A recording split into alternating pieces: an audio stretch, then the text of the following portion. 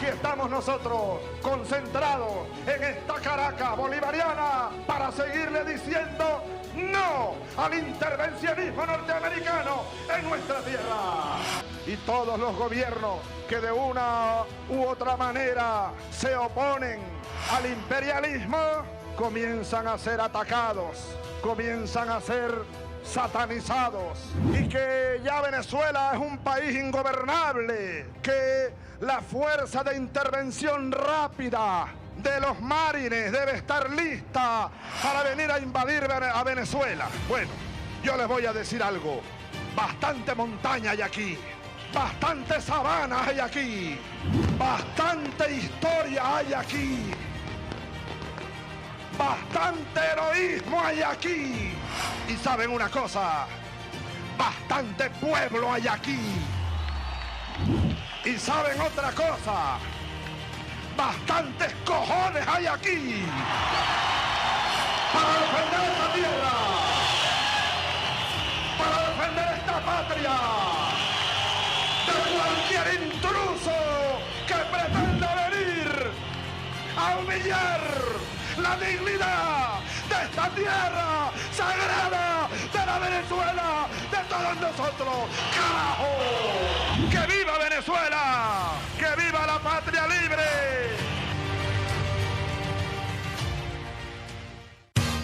Prepárense.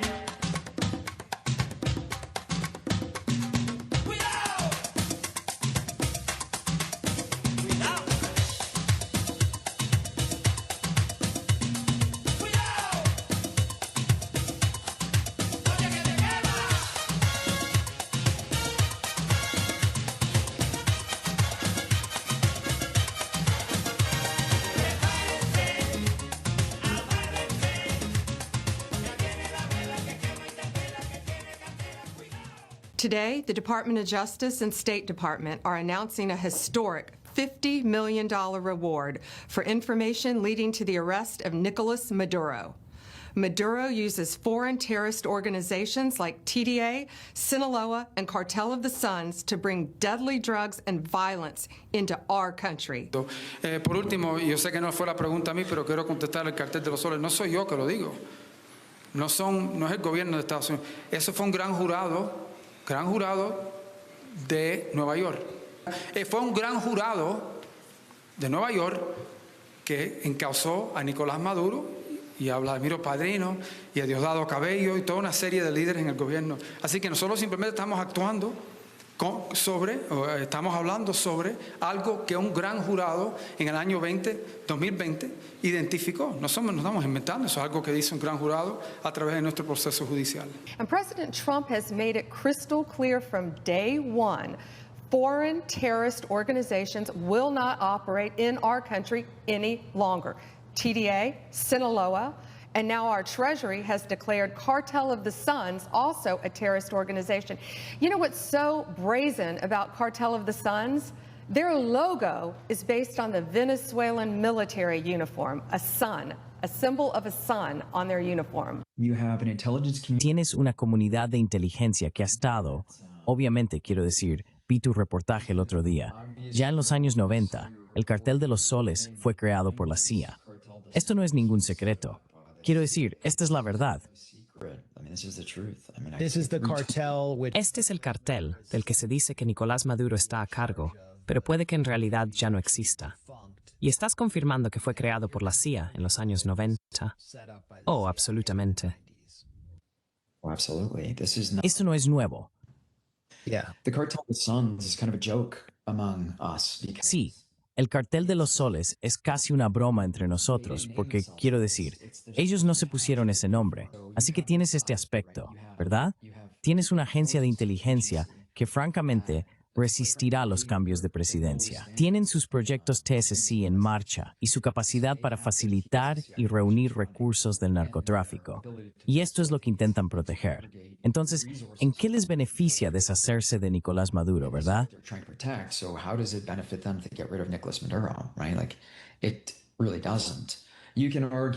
Es que, en realidad, no.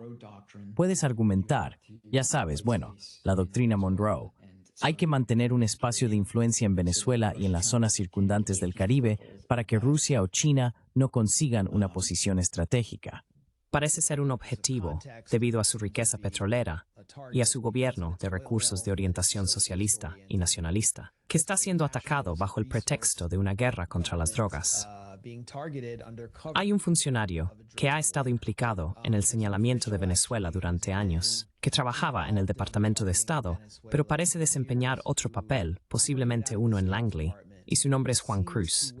Y ha aparecido en los documentos de descubrimiento a través de tu caso. ¿Puedes contarnos quién es Juan Cruz y cómo encaja en esta historia? Sí, pues Juan Cruz era el contacto principal de George Betancourt y Lester Toledo. Hasta donde sé, era su hombre, como la cara de la agencia de inteligencia para esos dos, lo que básicamente lo convertía en su enlace. Lo mencionaban por su nombre, y dijo algunas cosas extrañas sobre mí cuando lo entrevistaron después de que todo esto ocurriera. Así que es una de las pruebas de la implicación o el sabotaje de la inteligencia estadounidense.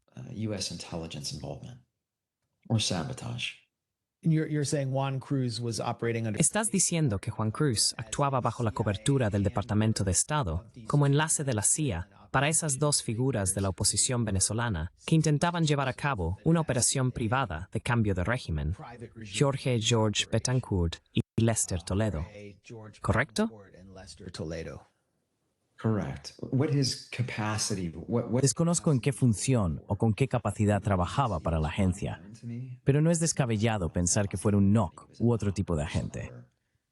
Obviamente Juan Cruz, sí, lleva tiempo en esto. Tiene conexiones muy profundas.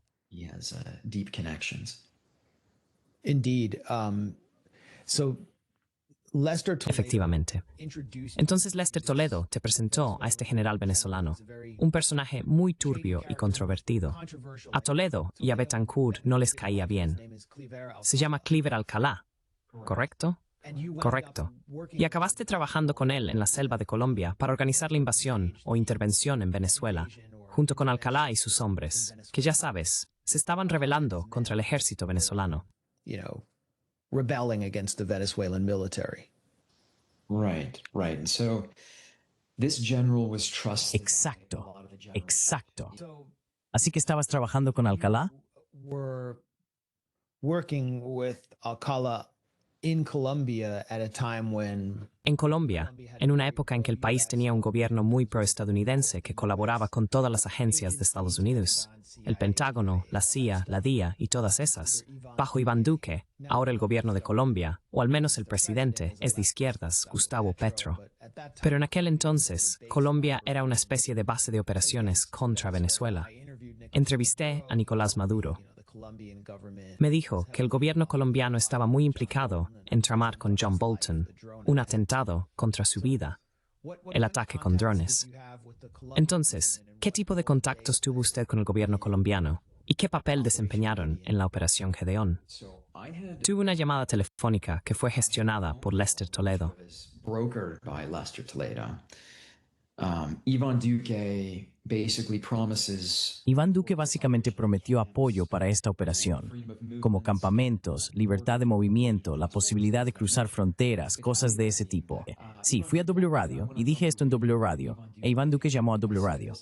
Sí, y yo estoy en Miami, estamos grabando y digo esto, e Iván Duque llama al estudio. Dice, no sé, nunca he conocido a Lester Toledo. Nunca he conocido a ninguna de esas personas. No conozco a esta persona. No conozco a aquella persona. Y enseguida saqué fotos de Iván Duque con Lester Toledo.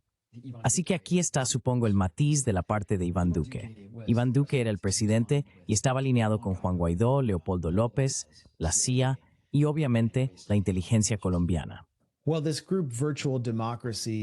Bueno, este grupo, Democracia Virtual, proponía eso en el correo electrónico que Drew Horn recibió en su cuenta oficial de la Casa Blanca.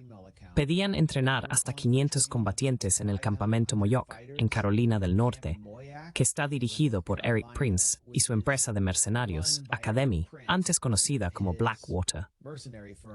Pero ese plan nunca siguió adelante. ¿Hasta dónde usted sabe, Prince no tiene nada en marcha? Esto es lo que te voy a decir sobre eso.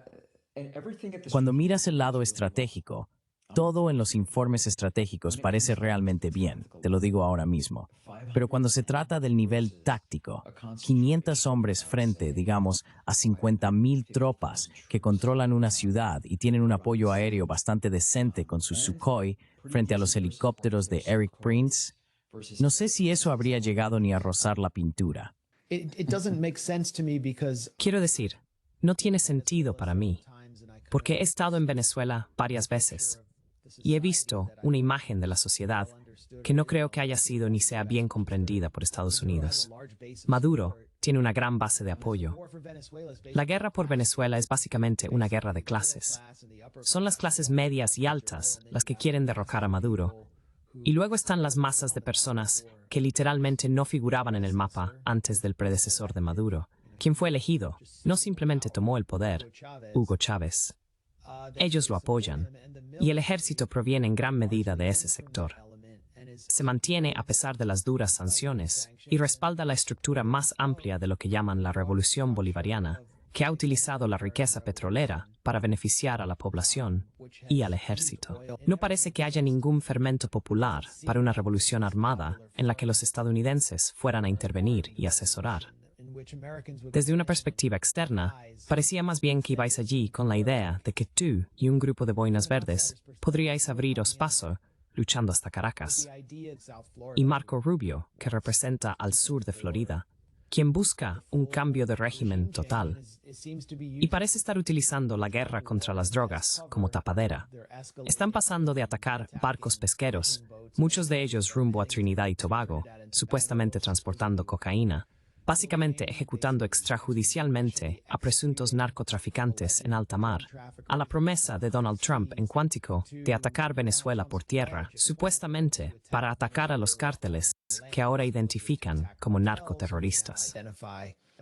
Y se supone que María Corina Machado es el activo estadounidense que llegaría al poder después de Maduro y otorgaría, entre comillas, democracia, contratos a empresarios vinculados a Trump, justo al día siguiente de haber recibido el Premio Nobel de la Paz.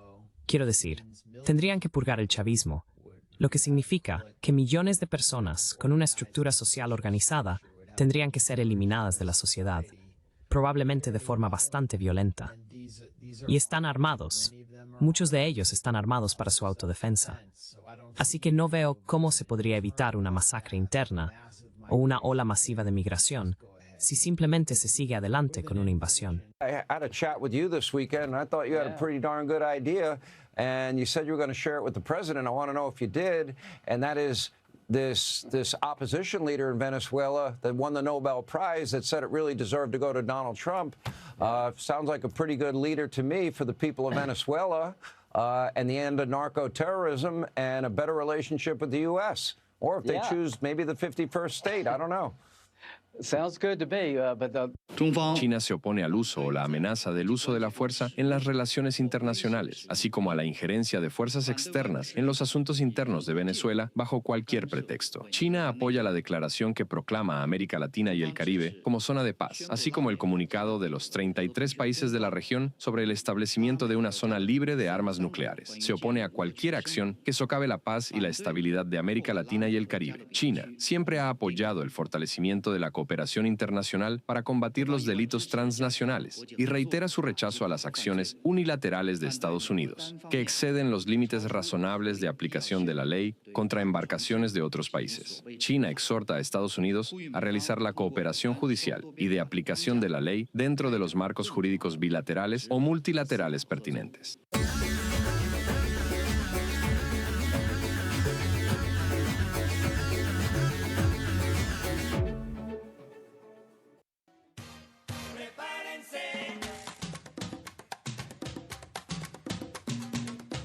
El video, compadre, vamos a tener que traerle ahí el disco, la cosa, el MP3. Buenas noches, ¿cómo están todos? Bienvenidos a La Hojilla. Bienvenidos a La Hojilla. Estamos transmitiendo a través de Venezolanas de Televisión en vivo y también por nuestro canal YouTube, también por Kik, Mario Silva García, por BK La Hojilla, por Telegram en nuestro canal La Hojilla en TV, nuevo canal. Les pedimos para que se suscriban. Bien, yo quiero hacer dos comentarios iniciales. Ya los hice en Al Filo el pasado domingo, pero es bueno reiterarlos aquí. El primer comentario es el asquito y la vergüenza. Fíjense ustedes, el día de la canonización del santo José Gregorio Hernández en el Vaticano, para los cristianos, para quienes son creyentes, era día de júbilo, sobre todo en Venezuela. Yo explicaba el día domingo, yo explicaba en Al Filo que más bien se tardó muchísimo en que el Vaticano tomara esa decisión, o que la Iglesia Católica tomara esa decisión. Aparentemente había reticencia o resistencia por parte de la cúpula de la Iglesia Católica Venezolana, o de la jerarquía de la Iglesia Católica Venezolana, porque había un motivo que hasta es tonto, ¿verdad? Y uno de los motivos, dije en esa oportunidad, lo dije en Al Filo, uno de los motivos era porque en los altares de Quiballo, del Sorte, está la imagen de José Gregorio como un santo curador, un santo sanador, ¿verdad? Eso hablando de nuestras religiones, de esas religiones ancestrales, pues, de nuestros pueblos originarios. Y había mucha resistencia, se decía que horror, que se utilizaba brujería y todas estas cuestiones. Por eso se tardó bastante en canonizar a José Gregorio Hernández. Yo quiero hacer esta observación, no desde el punto de vista mío, porque yo no soy cristiano, yo no soy católico, ¿verdad? Sino lo hago a nombre de todo el pueblo venezolano, que la gran mayoría es católico, apostólico, romano, pero que desde la llegada del comandante Hugo Chávez al poder, miren, la Iglesia Católica le declaró la guerra a la Revolución Bolivariana. Pues. Estamos hablando de la jerarquía de la Iglesia Católica, no la totalidad. Nosotros tenemos padres que son excelentes revolucionarios, el caso de Numa, el caso del mismo Padre Rojas, que en paz descanse, que eran gente con la que tú hablabas y estás hablando con gente revolucionaria, gente que cree en la nueva teología de liberación, el Cristo para los pueblos, el Cristo visto desde la revolución, ¿no? Ese es un ala que se originó en Brasil y tuvo repercusión incluso en Nicaragua y en algunos países. El hecho claro es que lo que se suponía era un día de júbilo para la gran mayoría del pueblo católico en Venezuela, se convirtió en una mancha. Digamos, yo digo que esto fue preparado. La agresión que dentro de la Basílica de San Pedro tuvo nuestro camarada Roy Chatterton, quien es cristiano, él viene del Partido Social Cristiano Copey, y era un hombre cristiano, se hizo revolucionario con Chávez. O no es que se hizo revolucionario con Chávez, porque supuestamente también en el Partido Copey había un ala revolucionaria, la Juventud Revolucionaria Copeyana. Estoy hablándote de tiempos atrás, muy atrás. Entonces, ¿qué es lo que vimos? Esta desvergonzada actitud de quienes se dicen católicos y agredieron a Roy Chatterton en pleno día de júbilo, cuando se estaba canonizando a Carmen Rendiles y a José Gregorio Hernández. Fue un acto asqueroso. Yo hice dos preguntas. Primero, el Vaticano se supone que tiene una guardia de seguridad, que es la que cuida al Papa y que cuida de los espacios en el Vaticano. ¿Por qué no actuaron en ese momento? Eso es una crítica que hacemos desde acá constructiva, ¿verdad? Y en segundo lugar, la utilización de la iglesia por algunos sectores de extrema derecha que están llenos de odio, y esa utilización que tienen digamos, de los símbolos o los santos católicos para ir en contra de la revolución bolivariana.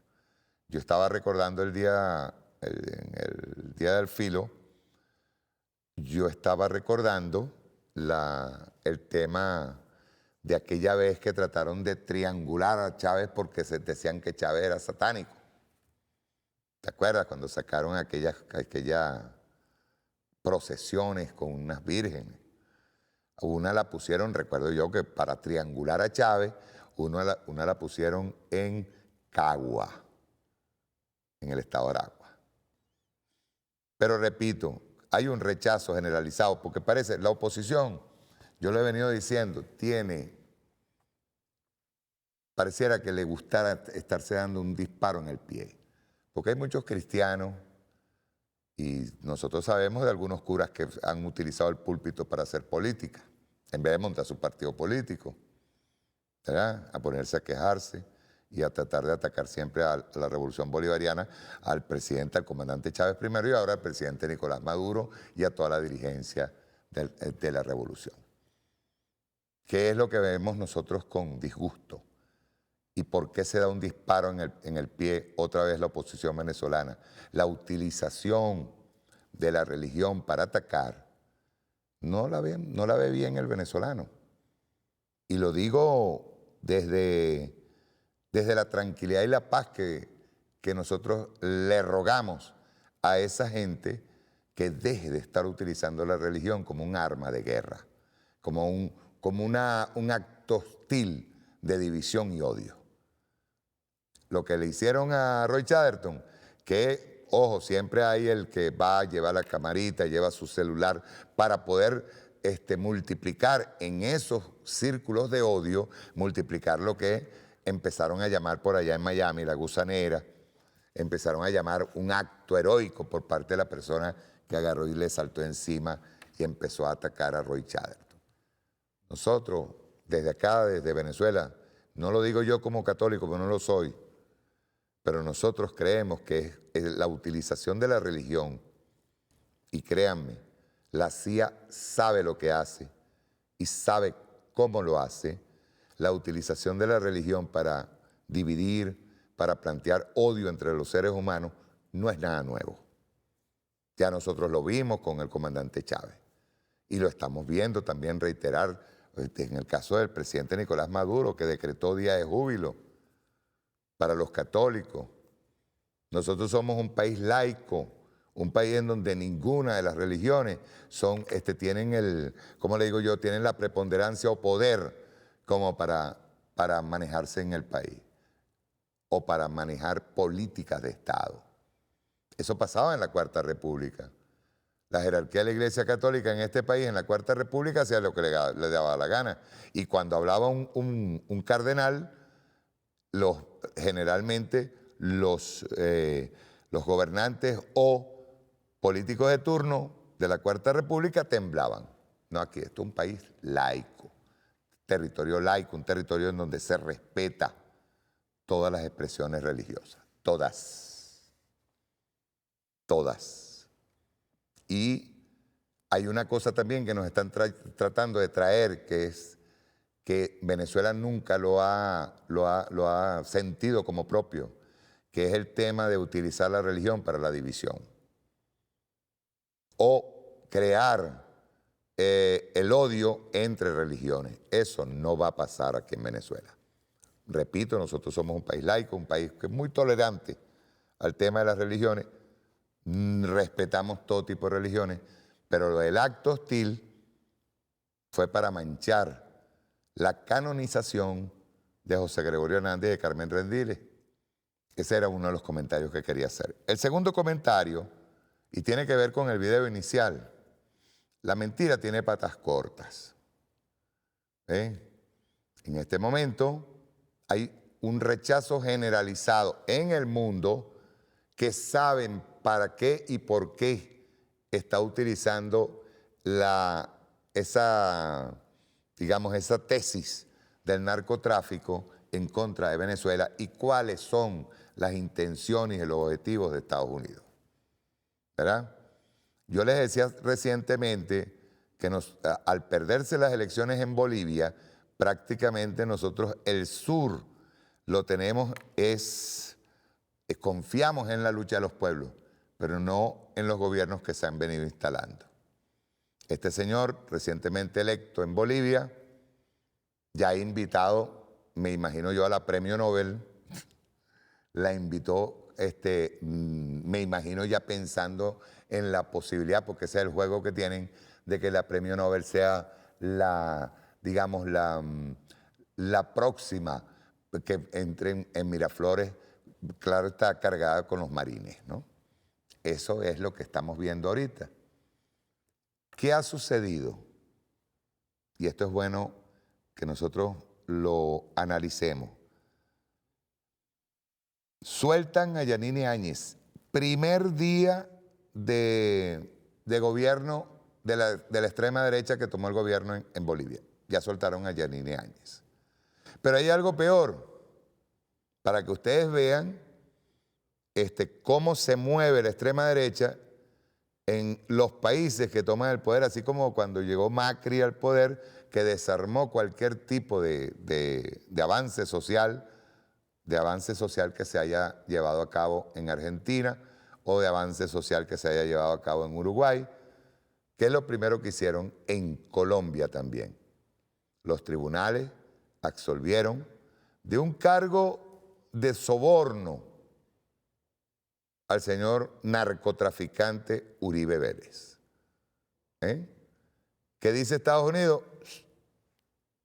Como dicen por allí, no hay indicios, no hay evidencia de que la CIA esté actuando en el país. No es que la CIA siempre ha actuado.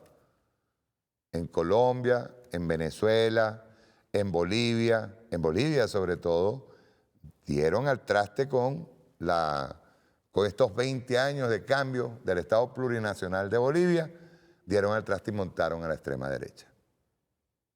No voy a profundizar sobre eso, ya yo he hablado varias veces de ese tema. Pero inmediatamente, ¿a quiénes sueltan? Yanine Áñez, libre. Todos los muertos cuando el golpe de Estado, auspiciado por la CIA en Bolivia, quedan impunes, absueltas.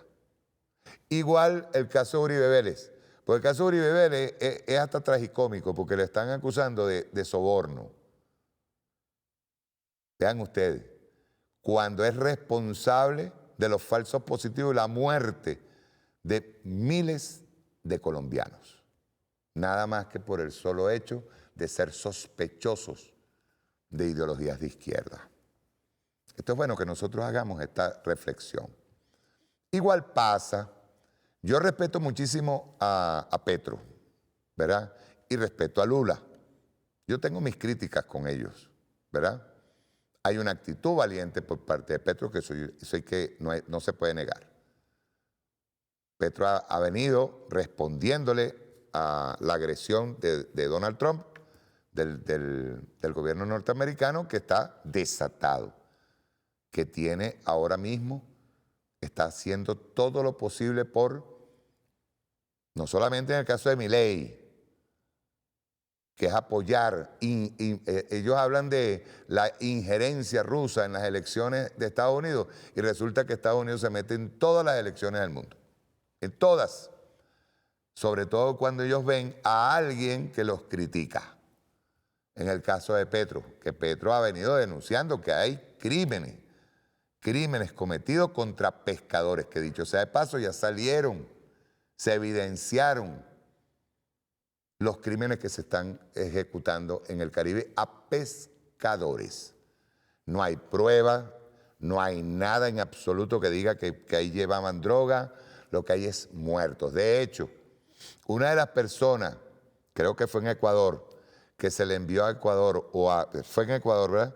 Fue absuelta por falta de prueba, porque simplemente llegó a Estados Unidos y lo mandó uno de los sobrevivientes de esos bombardeos que le están haciendo a los pescadores en aguas internacionales. En el caso de Trinidad y Tobago y su presidenta. Da vergüenza cómo primero aplaudió los ataques contra lo que llamaban ellos las narcolanchas y resulta que son lanchas de pescadores. Pero lo peor de todo es que hay confirmada la muerte de unos trinitarios, pescadores. Agarró y dijo, miren, les recomendamos a los pescadores que no se alejen mucho de la costa. O sea, lo que ha sido un oficio tan hermoso como es el de ir a buscar el alimento al mar, en este momento la señora presidenta de Trinidad y Tobago se le ocurre decir, ay, no vaya muy lejos. Que estamos viendo un ataque permanente en contra de Venezuela, en contra de Cuba, en contra de Nicaragua, y ahora entra en el foco de Donald Trump, ahora entró Petro en la mira. Porque no ha sido un ataque pequeño. Se le llamó a Petro, lo llamó enajenado mental y casi que lo llamó jefe del cartel de Colombia. Uribe fue un protegido y sigue siendo protegido de los Estados Unidos. El mayor narcotraficante y el más asesino que ha pasado por Colombia. El señor Narcoduque también protegido por los Estados Unidos y ahora es DJ. Entonces, todos estos crímenes que se han venido cometiendo, Estados Unidos calladito, la boca. Pero hay algo, y esto es un comentario aparte que quiero hacer. Por eso es que sería conveniente que en las reuniones bilaterales o encuentros que se tengan con presidentes como Petro y Lula, entiendan algo. Nosotros no nos metemos en las políticas internas de cada uno de ellos, pero cuando se meten en la política interna nuestra, nosotros estamos obligados a responder. La visión que tenga Petro sobre la política económica de Colombia o qué visión tiene él con respecto a la política económica es una visión de él. No es una visión nuestra. Nosotros y el presidente Nicolás Maduro ha hecho un esfuerzo enorme en medio de las agresiones, en medio de las medidas unilaterales criminales que nos han impuesto. Nosotros hemos logrado diversificar la economía. Es decir, hemos tratado de ver de dónde nosotros empezamos a invertir o a producir. Y al diversificar, nosotros hemos entendido que no podemos seguir siendo dependientes única y exclusivamente del petróleo. Eso es cierto, pero nosotros no podemos ignorar, y esto es bueno, una respuesta para Petro, nosotros no podemos ignorar que somos el país con mayores reservas de petróleo del mundo. Eso no lo podemos ignorar. Como tampoco podemos ignorar, y esto es una respuesta también para Petro, que del petróleo no solamente hay combustible, que del petróleo no solamente se tiene gasolina o se obtiene o del gas o lo que sea, y que realmente hay que hacer un control de daño con los efectos que produce al medio ambiente la producción petrolera. Eso es verdad. Pero el petróleo no solamente se hace gasolina, no solamente se hacen productos que sean dañinos para el medio ambiente, no. Del petróleo también se hacen muchos productos que en este momento incluso determinan que las energías alternativas dependen también de lo que nosotros hagamos con el petróleo. Por ejemplo, ustedes ven las aspas de la energía eólica. Bueno, esas aspas están hechas con el producto del petróleo. Perdón, son productos del petróleo. Mucho de lo que nosotros hacemos, digamos, esto que está acá, son producto del petróleo. Los polímeros, ¿saben? Son producto del petróleo. Entonces, nosotros no nos podemos, porque Petro tenga una visión sobre el salvar el planeta, nosotros no nos podemos enajenar y decir que, bueno, nosotros vamos a apartarnos de la producción petrolera. Eso no puede hacerse así. Ya ustedes verán para dónde voy. Igual pasa con Lula. Igual pasa con Sheinbaum. Cada presidente tiene una visión de lo que debe ser la economía, de lo que debe ser la política en su país.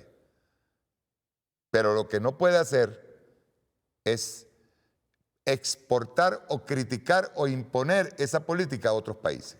Eso no puede pasar. Por eso es que la unidad exige también respeto con las diferencias. Y estoy haciendo este comentario porque cada quien tiene una visión diplomática de cómo debe ser la política en cada país. Y voy a ser más claro. Y a lo mejor cada uno de los presidentes, por ejemplo el caso de Petro, caso de Lula o caso de Sheinbaum, cada uno de los presidentes tiene una forma de ver cómo conforma su Estado burgués y cómo preserva su Estado burgués. Nosotros creemos en el socialismo y creemos en la implementación de la comuna. Y es más, hay gente como yo, mucho más radical, que piensa que nosotros deberíamos ir al socialismo, concretamente a la toma de los medios de producción. Nosotros tenemos un debate lindo, hermoso aquí en Venezuela. La revolución bolivariana es un abanico de opciones, ¿verdad? Pero cuando yo veo que en esos debates, en donde por ejemplo Petro dice, Lula y yo somos los que estamos enfrentando el imperialismo, yo creo que desconocen un poquito lo que es la política que nosotros hemos llevado durante 26 años. Una política de aguante, de resistencia, de resiliencia y sobre todo, después de la muerte del comandante Hugo Chávez, se han multiplicado por 10 las agresiones. Entonces a veces desconocen o, en su defecto, porque la diplomacia es así y porque las políticas diplomáticas o las políticas de cada país tienen sus características, tienden a desconocer el enorme esfuerzo que ha tenido la revolución bolivariana para salir adelante. Porque quedemos claros, yo le puedo hacer una pregunta rápidamente a Colombia y le puedo hacer una pregunta rápidamente a México y le puedo hacer una pregunta rápidamente a Brasil. Ustedes tienen casi 1000 medidas coercitivas unilaterales criminales encima. ¿A ustedes les cortaron de cuajo la entrada de alimentos? ¿A ustedes les quitaron, le arrebataron, le robaron una empresa como Citgo? ¿A ustedes les robaron el oro que está venezolano, que está depositado en el Banco de Inglaterra? Yo creo que en una discusión y debate, yo por ejemplo, que he escuchado varias veces, que se dice, bueno, nosotros, y últimamente ha pasado, nosotros podemos y estamos obligados, supuestamente, pues que es una recomendación que nos hacen, nosotros estamos obligados y debemos debatir con María Corina. No, yo no tengo nada que debatir con una golpista. Yo no tengo nada que debatir con una persona que ha llamado a la intervención militar de un ejército extranjero o de una fuerza militar extranjera en contra de Venezuela. Yo no tengo nada que hablar con ella. Nada. Para mí, y Petro lo dijo, menos mal, en la última entrevista que le hicieron, dijo bien claro que para él, una persona que invite a una fuerza extranjera a invadir su propio país es traidora. Es un acto de traición. Yo quisiera saber qué pasaría en Estados Unidos si un Bernie Sanders o cualquier político norteamericano invita a Rusia a invadir a Estados Unidos. ¿Qué le pasaría a ese político? Pero es que hay una ignorancia a veces, o yo diría que ni siquiera ignorancia. hay una especie de silencio extraño cuando se va a hablar de Venezuela. Entonces nos minimizan, nos ven como que si nosotros no somos, ¿qué les diría yo? Nos ven como que nosotros fuéramos,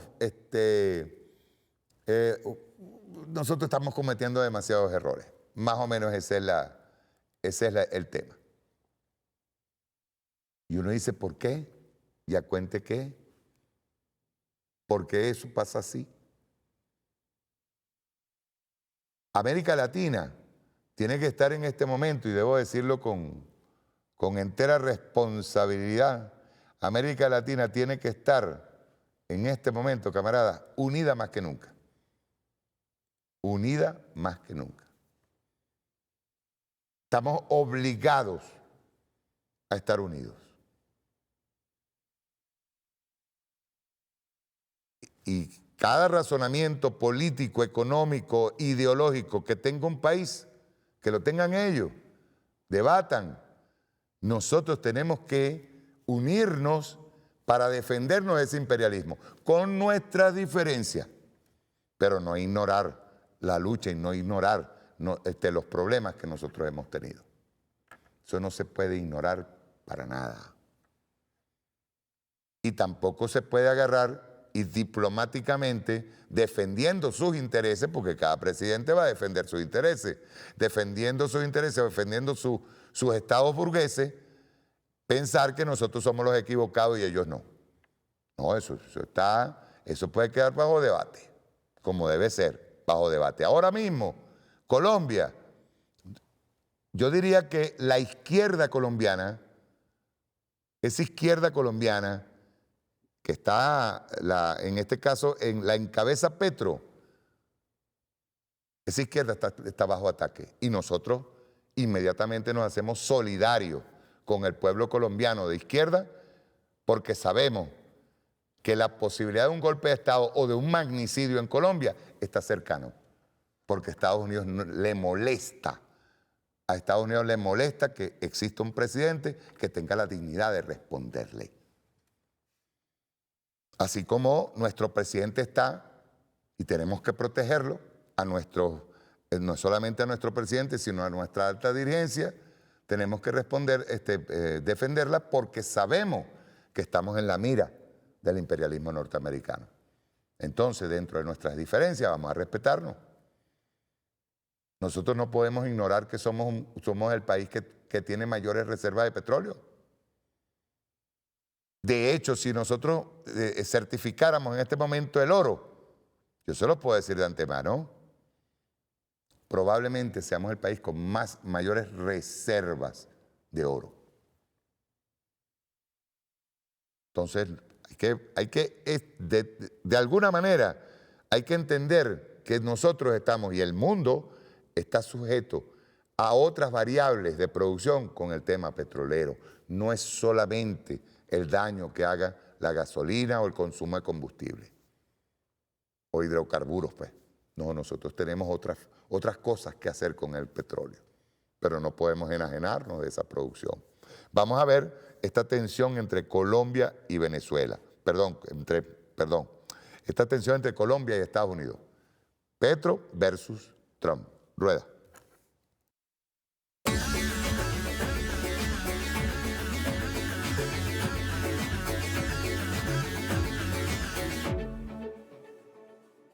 Have a fight against drugs. They make drugs. They refine drugs. They make cocaine. They have cocaine factories.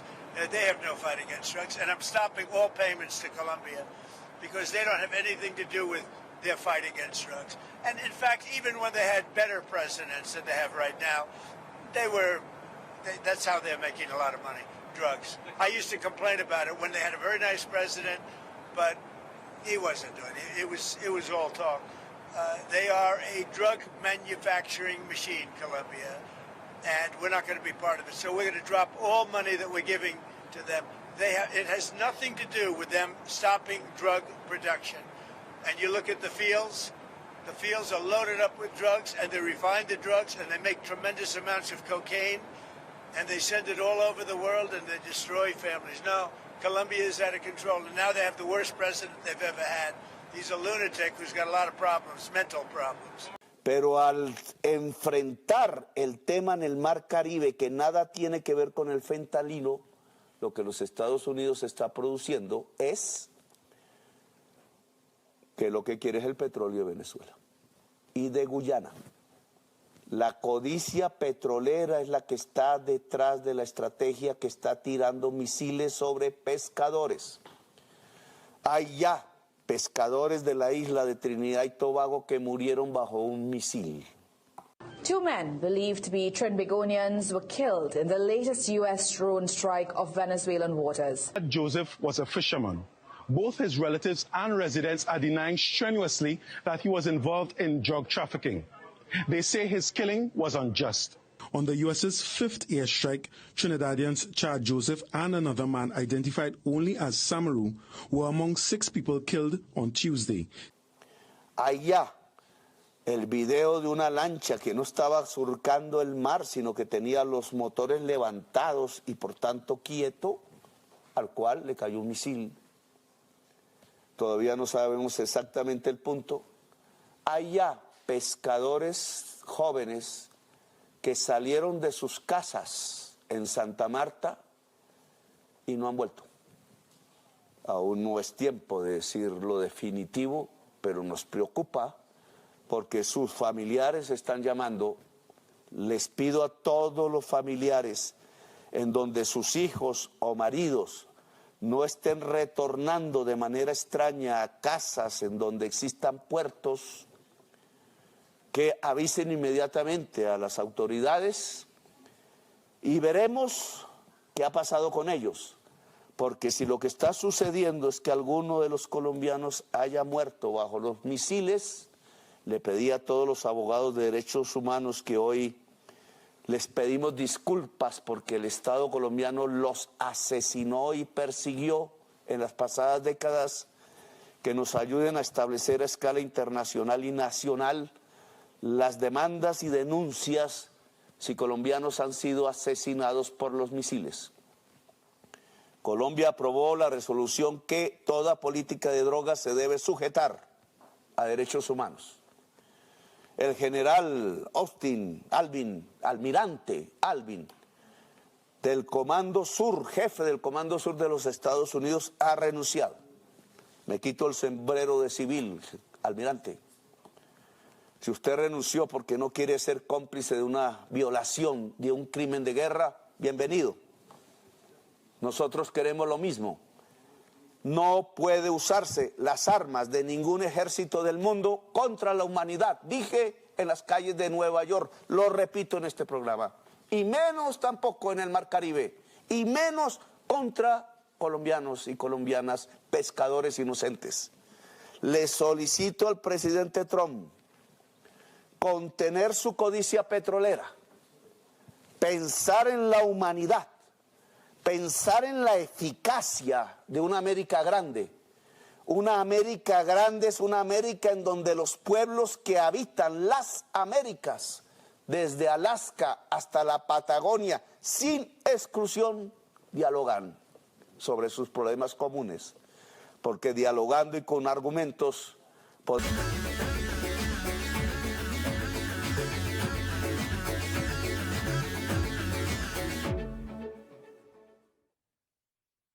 Fíjense, vean algo que les voy a decir. Como dice Mirko, ahorita les voy a pasar un análisis de Mirko en Ahí Les Va. Como se está viendo evidenciado, y ojo, no es solamente Trump, perdón, no es solamente Petro, hay muchos países y sobre todo en el Congreso de los Estados Unidos están preguntándole dónde están las pruebas de que esos que están bombardeando son narcotraficantes. Están pidiéndole, exigiéndole, ¿dónde están las pruebas? Dígame dónde están las pruebas. Esto es muy importante. Y cada día hay más críticas, cada día hay más dudas respecto a esta teoría que, dicho sea de paso, fue creada por la CIA en los años, en la Cuarta República, tiempo de la Cuarta República, que fue creado lo que decían del cartel de los soles.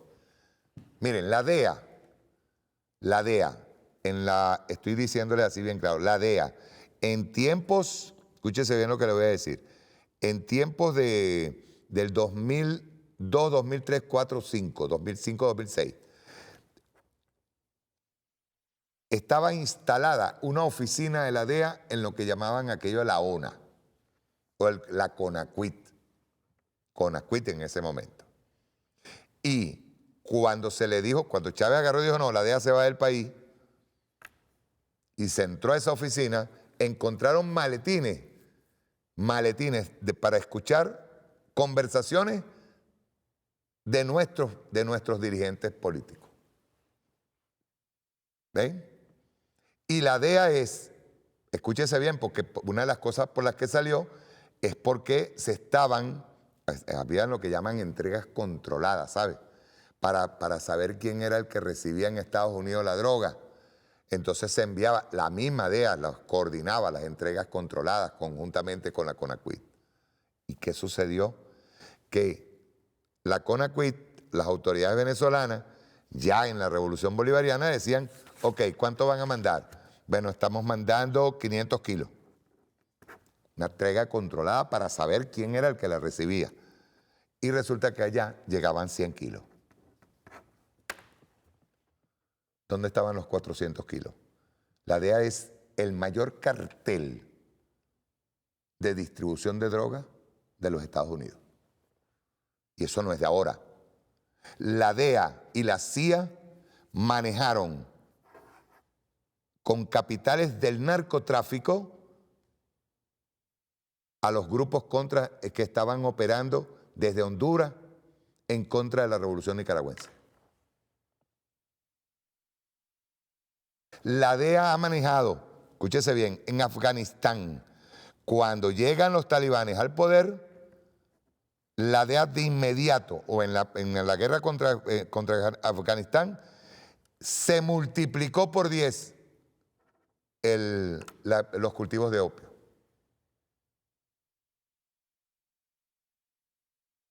Es decir, hay muchísimas dudas, porque hay demasiadas evidencias, y no de ahora, hay demasiadas evidencias. Blumenthal en Grayson presentó pruebas de que lo del nombrecito de cartel de los soles venía inventado por la CIA desde la época de la Cuarta República. Al comandante Chávez no se le acusó pues de ser el jefe del cartel, igual como trataron ahora mismo de involucrar al presidente Nicolás Maduro. Eso no es de ahora. Y ese es el tema. Igual que como las armas de destrucción masiva, ahora es los carteles. ¿Y a qué van ellos? A tratar de atacar, de justificar una intervención militar, no solamente en Venezuela, escúchese bien. Hay un grupo de narcisos allá en la Casa Blanca, encabezados por Marco Rubio, que tienen el sueño onírico, el sueño húmedo de intervenir militarmente en América Latina para tomar lo que ellos llaman el patio trasero. Y es peligrosísimo, ¿saben? Habría que preguntarse, y ya se están haciendo varios análisis sobre eso, ¿por qué el jefe del Comando Sur renunció? ¿Y por qué ahora que ha renunciado el jefe del Comando Sur se dice que se van a multiplicar los ataques en contra de embarcaciones de pescadores? ¿Por qué? Hay en el Pentágono y hay gente pensante allí diciendo no se les ocurra, no deben hacerlo. El mismo Goudreau, que es un mercenario, lo ha dicho. ¿Ustedes creen que Eric Prince va a llegar como te digo yo, como los titanes, héroes? Van a llegar y van a montarse en Venezuela así como así. o una tropa de 500 comandos especiales de los marines.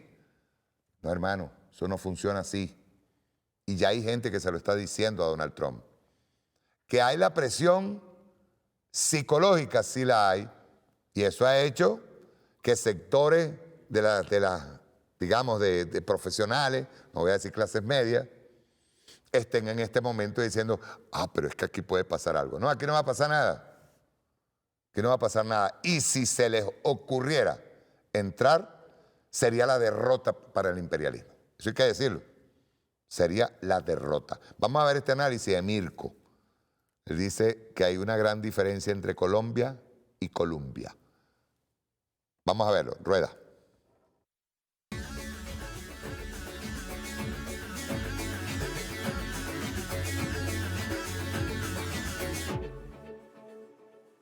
Es el turno de Colombia. Donald Trump se olvidó por unos instantes de Venezuela, aunque ya volverá obviamente, y se centró en su vecino occidental a la hora de presentar a Estados Unidos como víctima del narcotráfico. Pero sin querer queriendo, terminó lanzándose tremendo boomerang a sí mismo. El nuevo cruce de declaraciones con Gustavo Petro es, hasta los momentos, el más encendido que han protagonizado ambos mandatarios, y vino acompañado del anuncio de acciones en medio de las ejecuciones extrajudiciales que lleva a cabo Washington en aguas del Caribe. Una situación imprevisible que, con Trump al mando, se vuelve doblemente imprevisible. Ahí les va.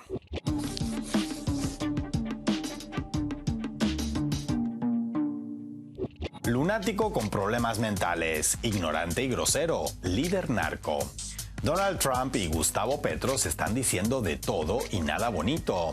No es que se llevaran especialmente bien, pero la presente escalada verbal y más que verbal es la más fuerte tras la segunda llegada del estadounidense a la Casa Blanca. Desde que en agosto el mandatario multimillonario iniciara la enésima versión estadounidense de la guerra contra las drogas, militarizando el Caribe y bombardeando pequeñas embarcaciones presuntamente cargadas de drogas, su par colombiano se ha mostrado abiertamente crítico con la estrategia de su homólogo. Durante este par de meses, los estadounidenses realizaron 7 ataques en la zona, causando la muerte de más de 30 personas, en una serie de bombardeos que expertos de la ONU han calificado como ejecuciones extrajudiciales. Según el discurso de Washington, los ataques se llevan a cabo en aguas internacionales contra narcotraficantes venezolanos pertenecientes al Tren de Aragua, pero en semanas recientes trascendió que ni lo uno ni lo otro. A mediados de octubre se supo que en uno de esos ataques habrían fallecido 2 pescadores con pasaporte de Trinidad y Tobago. Poco después se reportó que en otro bombardeo hubo 2 supervivientes, uno ecuatoriano y otro colombiano. Sin embargo, lo que provocó la actual escalada entre las 2 casas, la de Nariño y la Blanca, fueron los informes que señalaron que uno de esos operativos armados, llevado a cabo en septiembre, se habría producido en aguas territoriales colombianas y habría dejado como resultado un ciudadano colombiano muerto. Entonces, el presidente colombiano aseveró que en consecuencia Estados Unidos había violado la soberanía marítima colombiana y asesinado a un ciudadano de ese país. Unas declaraciones que no hacen más que describir objetivamente los hechos, pero que no cayeron nada bien al mandatario estadounidense. Trump, al que no le cuesta mucho que digamos ponerse a hacer declaraciones altisonantes, reaccionó calificando a su homólogo, con el que, valga la pena subrayar, apenas tiene en común el tipo de cargo que desempeñan ambos, como líder de las drogas ilegales, cuya producción promueve por todo el país. Ya envalentonado, prosiguió en el mismo posteo tildando a Petro como muy mal valorado y con baja popularidad, al tiempo que anunciaba que cortaría todo subsidio y ayuda a Colombia hasta que la nación sudamericana cierre esos campos de muerte, en referencia a las zonas de cultivo de hoja de coca, o de lo contrario, los cerrará Estados Unidos y no será de forma bonita. El jefe de Estado colombiano respondió señalando al líder republicano de grosero e ignorante, lo que no iba demasiado desencaminado, al menos si tenemos en cuenta que Trump escribió Columbia 3 veces en su posteo original en lugar de Colombia, y además tardó más de 1 hora en corregirlo. Un error que, como veremos más adelante, es, a su manera, un gran acierto. Trump, que siempre quiere entonar la última palabra, elevó el tono señalando a Petro de lunático con problemas mentales y denunció que Colombia siempre ha sido una máquina de fabricar drogas, incluso desde varios presidentes anteriores al actual, señalando que así ganan mucho dinero. No es fácil prever hasta dónde llegará esta escalada con alguien tan imprevisible como el mandatario estadounidense, pero es interesante prestar atención a sus declaraciones, porque cuando pierde los modales, de vez en cuando se le chispotean cosas inconfesables que no diría estando calmado. Desde hace décadas, Colombia ha sido el mayor productor de cocaína a nivel global y eso no ha cambiado. Es un hecho tan sabido que hasta Trump está al tanto. Además, buena parte de la clase política colombiana, en especial en los años en los que el paramilitarismo campaba a sus anchas en el país con la complicidad del Estado, se mimetizó tanto con el narcotráfico que ya no se sabía si eran cárteles cooptando la política o la política cooptando los cárteles. Una realidad que no descubrió Trump, sino que fue denunciada hasta el cansancio por, entre otros, el propio Gustavo Petro, desde mucho antes de llegar a la presidencia. Ahora bien, lo que no cuenta el presidente estadounidense, ni tampoco la clase política de su país, es el grado de responsabilidad que tiene Washington en todo esto, que siempre ha sido mucho, pero mucho mayor al de Bogotá.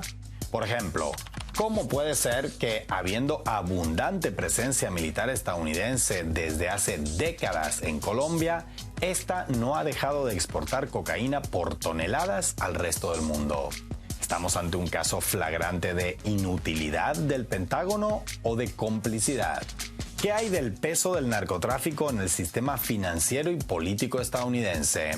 Si como primer productor mundial de cocaína en Colombia el narcotráfico penetró empresas y partidos, ¿qué decir del nivel de penetración que tiene en el primer consumidor? No ya de cocaína, sino de casi cualquier droga ilegal que se les ocurra. Por esto, no deja de ser más que simbólico que en su posteo inicial, Trump escribiera 3 veces Columbia en lugar de Colombia. Y es que resulta que el nombre oficial de Washington, D.C., capital de Estados Unidos, es precisamente District of Columbia.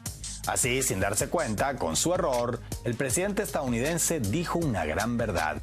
La de que es Washington quien promueve la producción de drogas al verse incapaz de frenar el consumo desaforado de su ciudadanía, lo que causa estragos, destrucción y muerte en toda la región, sin que la Casa Blanca haga algo por detenerlo que no sea culpar a otros países e intervenirlos selectivamente según sus ambiciones geopolíticas, militarizando regiones a su conveniencia y ejecutando extrajudicialmente a pescadores inocentes o dealers de poca monta, mientras los capos del narcotráfico controlan cada vez más esferas de las finanzas y política estadounidense.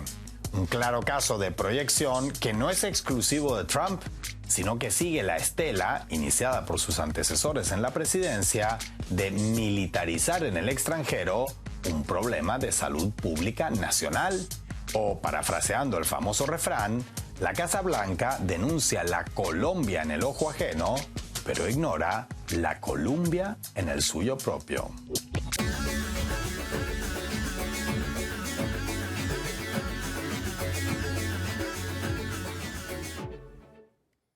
Primero, el narcisismo tiene un problema, que la gente que sufre de narcisismo, como este señor, piensa de verdad, cree de verdad que es supremo. Vean ustedes, y ya les voy a pasar un video pronto, sobre más de 7 millones de personas que salieron a decirle a Trump, aquí no tenemos reyes. Las marchas se llamaron No Kings. ¿Son organizadas por el Partido Demócrata? Sí. Que los quiere meter, primero los quiere meter en una guerra en América Latina y en segundo lugar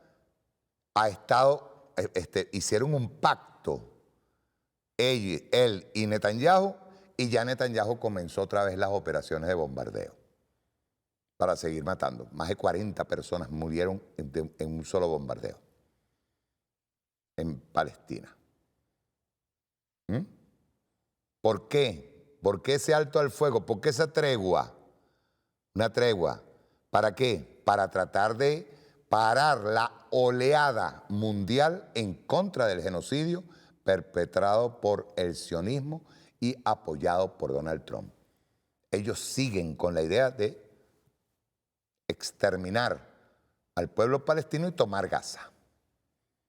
Porque más allá del hecho de que ellos piensen que pueden montar una Ibiza en Gaza, está el hecho claro de que Donald Trump y específicamente Israel, el Estado sionista invasor, corte por esa vía la ruta de la seda de China. Esto es un tema económico, esto no es un tema religioso, esto es un tema económico, así como lo están oyendo. Quiero hacer un comentario aparte antes de poner el próximo video, porque resulta que Trump dice que autoriza a la CIA. ¿Y desde cuándo se autoriza a la CIA? Porque la CIA siempre ha trabajado en contra de América Latina y en contra del mundo. No hay un golpe de Estado en el mundo en donde la CIA no tenga las manos metidas. Ya les vamos a pasar un video, pero quiero hacer un comentario. Van 2 semanas que estamos teniendo problemas para la transmisión por las redes. Nosotros vamos a hacer lo propio. Vamos a averiguar por qué nos está saliendo, por qué nos están, o se corta el audio, o se corta la imagen, o que no debería ser. Tendré que agarrar y observar si es un saboteo en las redes. Pero 2 semanas, dos semanas con ese problema. Comienza bien la transmisión, ¡pum!, se cae. De todos modos es algo que a mí no me preocupa, ¿saben? Porque a fin de cuentas, yo llego esta noche, yo soy nocturno, yo soy noctámbulo, y yo voy a llegar, edito el video y lo saco por las redes. Este programa nosotros lo estamos grabando. Y así igualito yo llego en la madrugada, nosotros terminamos de hacer el programa acá, llego en la madrugada, edito y lanzo el programa por todas las redes de La Hojilla.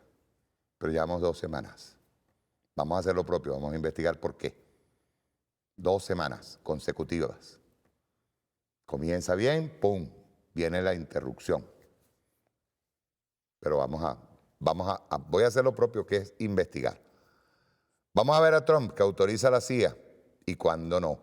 Pues esto es bien bueno. Y conste que el análisis o el informe que coloqué ahí es un informe benigno.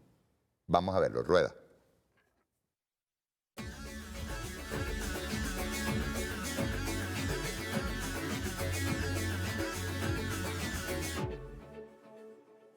La jornada de este jueves, Estados Unidos subió varios peldaños más en su escalada de agresiones contra Venezuela y les hablamos de acciones militares como de declaraciones por parte del presidente de Estados Unidos que dejan ver futuras posibles acciones contra el territorio venezolano. Vamos a comenzar con esto último. Las declaraciones del presidente Trump responden a una pregunta de un periodista que asegura que autorizó acciones terrestres de la CIA en territorio venezolano. Esto fue lo que dijo. Why did you authorize the CIA to go into Venezuela? And is there more information you can share about these strikes on the alleged Well, I can't drug do busts in that, the but Caribbean? I authorized for 2 reasons, really. Number one, they have emptied their prisons into the United States of America. They came in through the, they came in through the border. They came in because we had an open border policy.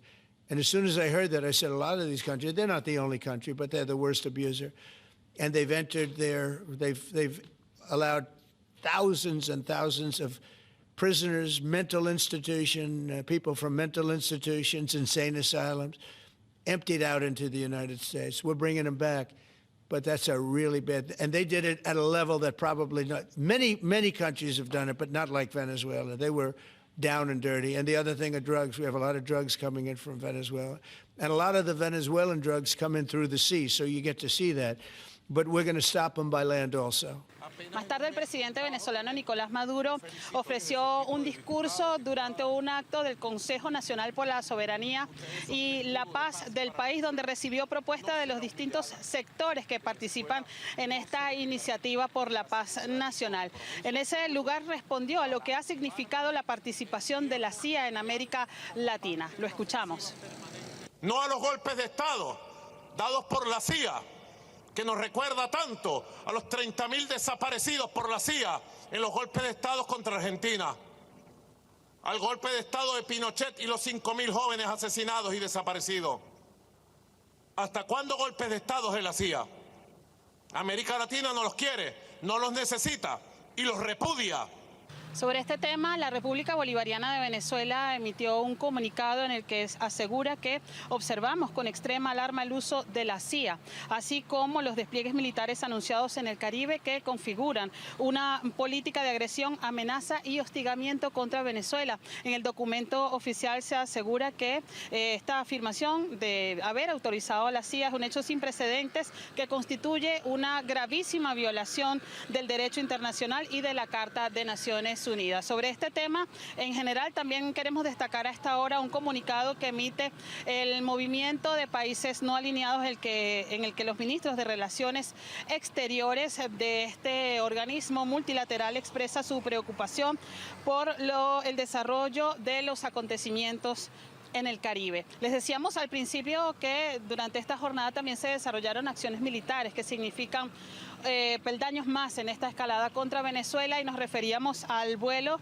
de 2 bombarderos estadounidenses B-52 que sobrevolaron el Caribe muy cerca de las costas venezolanas. Se trata de aeronaves con una importante fuerza letal y que estuvieron haciendo, según los gráficos que han sido publicados, varios sobrevuelos frente a las costas venezolanas, y además la nación suramericana ha confirmado que se ha aumentado el poder letal en las costas del Caribe, no solamente con la presencia de estos 2 bombarderos, sino con incluso el incremento de funcionarios militares en esta región. Destacar también que más temprano las autoridades venezolanas activaron los órganos de defensa integral en el estado Miranda y Caracas, con lo que se completa la cobertura de la fachada del Caribe y Atlántica para proteger las costas venezolanas, según lo anunció el presidente Nicolás Maduro, quien ha confirmado que estas instancias se han preparado con 27 tareas específicas para proteger el territorio, pero también garantizar el funcionamiento del país en caso de una agresión militar contra el territorio venezolano.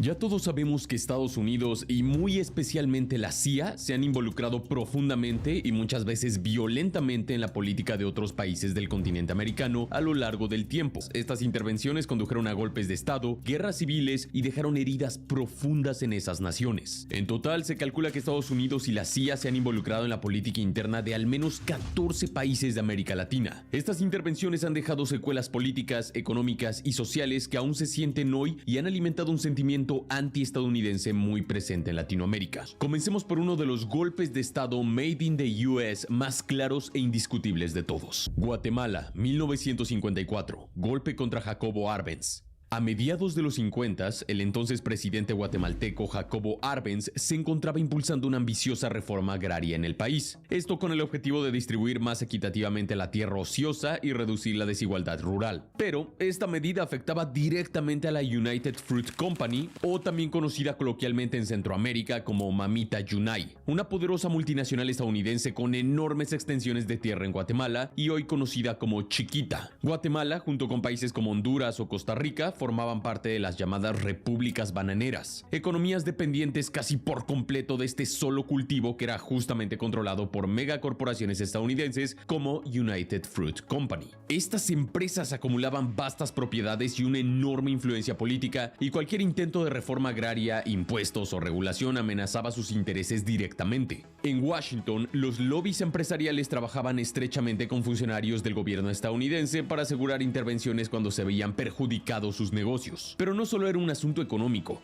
En plena paranoia anticomunista, el gobierno del presidente Dwight Eisenhower interpretó las reformas sociales y la apertura de Guatemala hacia sindicatos y partidos de izquierda como una puerta de entrada para la influencia soviética no solo en Guatemala, sino también en el continente. Como consecuencia, el presidente, asesorado por el director de la CIA, Allen Dulles, quien junto a su hermano John Foster Dulles casualmente tenían vínculos con United Fruit Company, autorizaron la operación PB Success. El plan consistió en financiar, armar y entrenar a un pequeño ejército liderado por el coronel Carlos Castillo Armas desde Honduras. Al mismo tiempo se desplegó una intensa campaña de guerra psicológica, transmisiones radiales falsas que exageraban el tamaño del ejército rebelde, rumores de una inminente invasión estadounidense y bombardeos selectivos para sembrar pánico en la población y fracturar las fuerzas leales a Arbenz. El 27 de junio de 1954, tras semanas de presión militar, social y psicológica, Jacobo Arbenz renunció.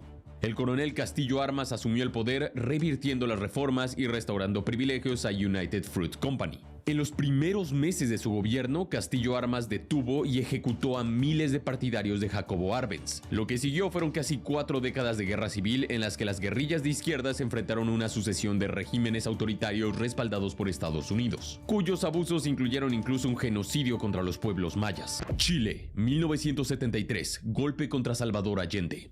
Aunque hay 20 años de diferencia, la situación de Guatemala con Arbenz y la de Chile con Allende son llamativamente similares. En septiembre de 1973, Chile vivía una de las crisis políticas y económicas más profundas de su historia. El presidente Salvador Allende, elegido democráticamente en 1970, había iniciado un programa de nacionalización de industrias clave, incluido el cobre, y una serie de reformas sociales de izquierda que tensaron al máximo la relación con la élite económica chilena y con Estados Unidos. En plena Guerra Fría, Washington, al igual que con Arbenz, veía las políticas de tono marxista de Allende como un riesgo estratégico en la región, hasta el punto de temer que Chile se convirtiera en la siguiente Cuba. Entonces, el presidente Richard Nixon y su asesor de seguridad nacional Henry Kissinger ordenaron a la CIA impedir que Salvador Allende consolidara su gobierno a través de la llamada Operación Fubelt, también llamada Operación Track 2. La estrategia incluyó financiamiento a partidos opositores, campañas mediáticas para erosionar la imagen del presidente, apoyo a huelgas estratégicas y contactos directos con mandos militares chilenos dispuestos a intervenir al país. Además, documentos desclasificados revelan que la CIA incluso realizó operaciones encubiertas para aislar económicamente al país, siguiendo la instrucción de Richard Nixon de hacer gritar a la economía chilena. Sí, eso es una cita real.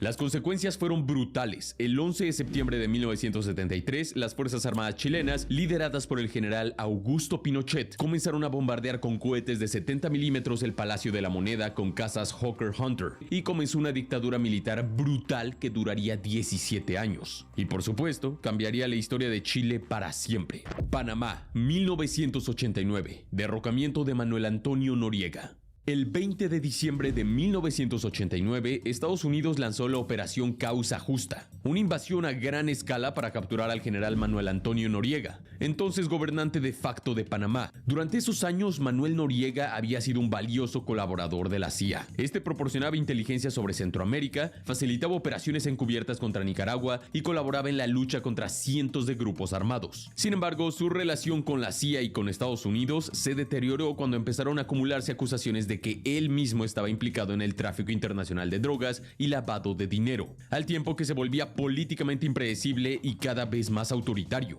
Según el gobierno estadounidense de George H.W. Bush, una acción militar era necesaria para proteger vidas estadounidenses, restaurar la democracia en Panamá y garantizar el control del canal. Según otros, la CIA y la Casa Blanca solamente querían deshacerse de un ex aliado que ya no servía a los intereses estratégicos de Washington. Sea como sea, la Operación Causa Justa se lanzó y tomó al gobierno panameño por asalto. Esta dejó cientos de muertos. El número exacto sigue siendo objeto de polémica. Manuel Noriega se refugió en la Nunciatura Apostólica, donde fue sometido a tácticas de guerra psicológica hasta su entrega el 3 de enero de 1990. Finalmente, fue trasladado a Estados Unidos, donde fue juzgado y condenado por narcotráfico. En cuanto a Panamá, Guillermo Endara, quien había ganado las elecciones de mayo de 1989, juró como presidente en una base militar estadounidense pocas horas después del inicio de la invasión. Esto era un gesto que deja bastante claro el alineamiento con Washington. Nicaragua, años 80, la Guerra de la Contra. Tras el triunfo de la revolución sandinista en 1979 que derrocó a la dictadura de Anastasio Somoza, el nuevo gobierno de Daniel Ortega emprendió reformas sociales y nacionalizaciones que incomodaron profundamente a Washington. En plena Guerra Fría, la administración de Ronald Reagan veía a Nicaragua como una avanzada comunista en Centroamérica. La respuesta fue directa. La CIA financió, entrenó y armó a los contras. Estas operaciones incluyeron misiones de sabotaje, ataques a infraestructura y ofensivas contra posiciones sandinistas. Brasil, 1964. Golpe contra João Goulart.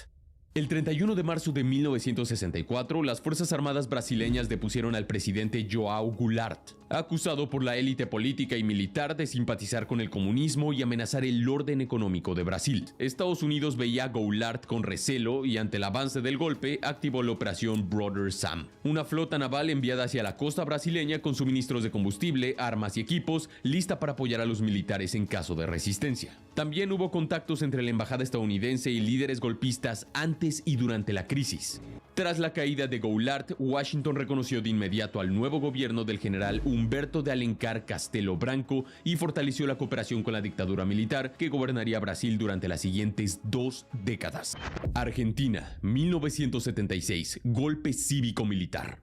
Luego de varias décadas de inestabilidad y de numerosos golpes de Estado, el 24 de marzo de 1976, las Fuerzas Armadas argentinas derrocaron a la presidenta Isabel Perón para poner en el poder al general Jorge Rafael Videla, instaurando una dictadura militar que se prolongó hasta 1983 y que dejó un saldo de 30.000 desaparecidos según organismos de derechos humanos. Documentos desclasificados del National Security Archive revelan que apenas días después del golpe, Estados Unidos reconoció al nuevo régimen y que Henry Kissinger, entonces secretario de Estado estadounidense, instó a la Junta Militar Argentina a actuar rápido en la represión para evitar reacciones internacionales negativas. Durante los años siguientes, Washington mantuvo estrecha colaboración con el gobierno militar, especialmente en el marco del Plan Cóndor, coordinando el intercambio de inteligencia entre dictaduras del Cono Sur y proporcionando apoyo técnico para operaciones de seguridad.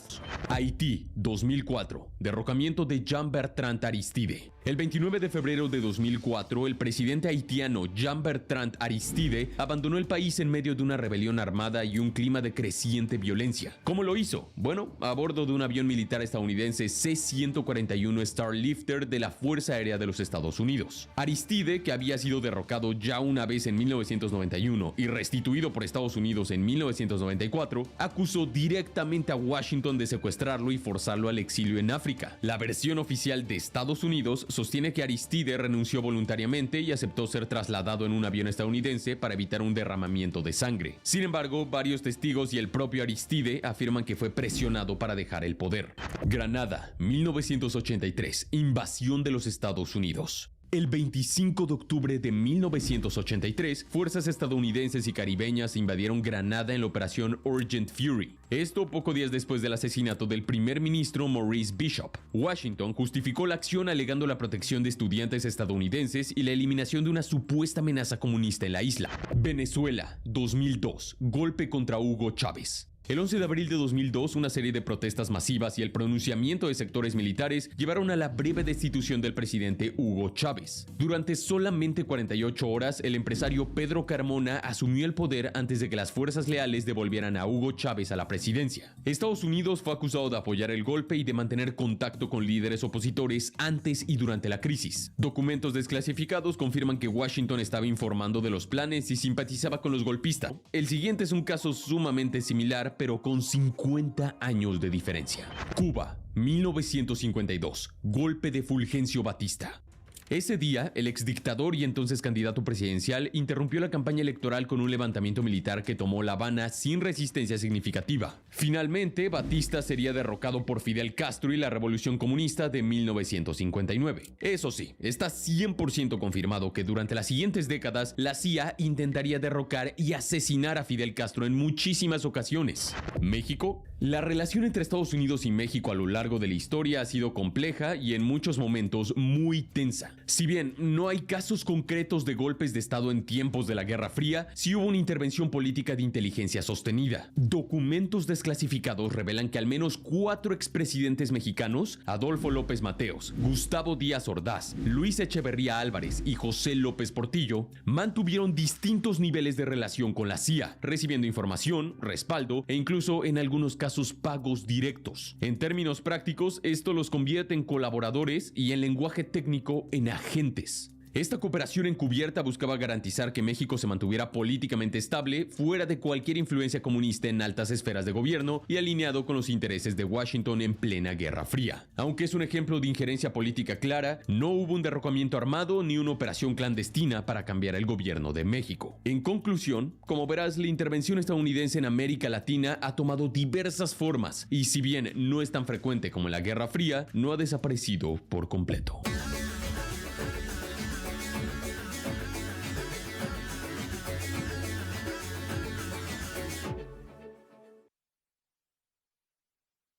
Veamos.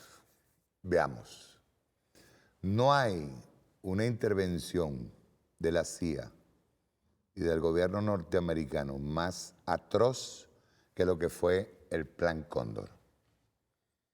Porque el Plan Cóndor tenía así destinado desaparecer, asesinar y neutralizar cualquier movimiento de izquierda o a cualquier cuadro, cualquier movimiento revolucionario en América Latina. Los casos de Argentina, Chile, Uruguay, Paraguay, fueron en extremo criminales. Y sin embargo, cuando se habla de eso, ya se habla como la historia. Y fue una de las intervenciones más criminales por parte de Estados Unidos en América Latina. Y conste que Venezuela, sin ser dictadura en lo conceptual, fue utilizada también en ese momento para servirle a estos regímenes. En el caso de la dictadura chilena, en el caso de la dictadura argentina, en el caso de la dictadura uruguaya. Así como lo oyen. Hubo vínculos, cooperación entre los aparatos represivos de la época es más, de hecho, enviaron allá gente que trabajó, que se hizo presente allá y se entrenaron con las fuerzas represivas de esta dictadura.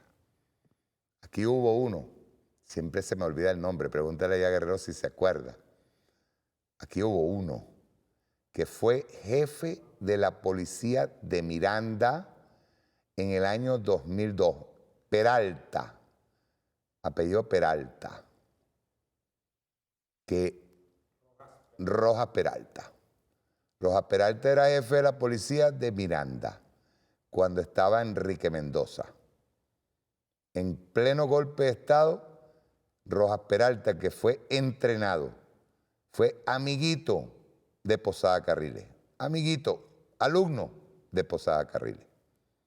Y fue uno de los que se entrenó en Chile, en la dictadura de Pinochet.